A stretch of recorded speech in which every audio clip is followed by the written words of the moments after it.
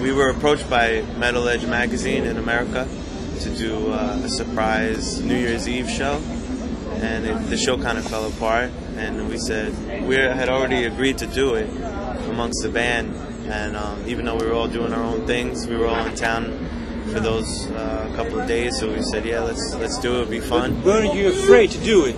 Because sometimes it's a reunion, sometimes... Well, it was supposed to be only a one-time thing. Okay. One show, there was really fun. no plan, you know? Yeah. The plan was just to enjoy ourselves. We had 2 sold-out nights, you know. Yeah, we turned it into our own shows. Once the Metal Edge thing fell apart, we said, well, let's play anyway. And it worked out for the better, really. You know? The show sold out immediately. And no, but I can imagine, let's say you have some kind of thought of how live Agony was back then. And were you afraid to spoil your thoughts about how the band was and how... Me personally, no. I think any time that we turn on, it's Live Agony.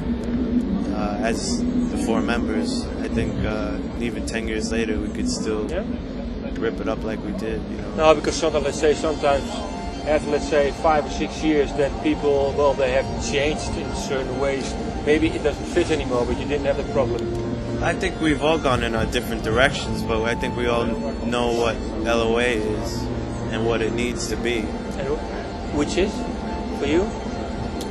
Can't describe it. There's so many different elements. There's, you know, the aggressive side, the sensitive side, the emotional side, heart-wrenching side. You know, there's so many adjectives you could put on it.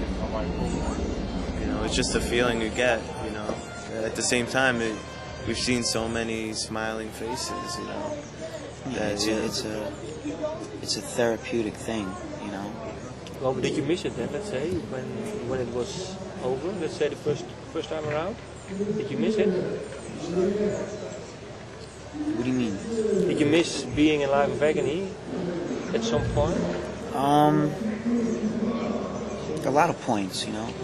You think back on all the good times, and of course there are certain things you miss about situations, and there's things you don't miss, like living in a bus with 10 people in a dirty toilet that stinks like piss, you know.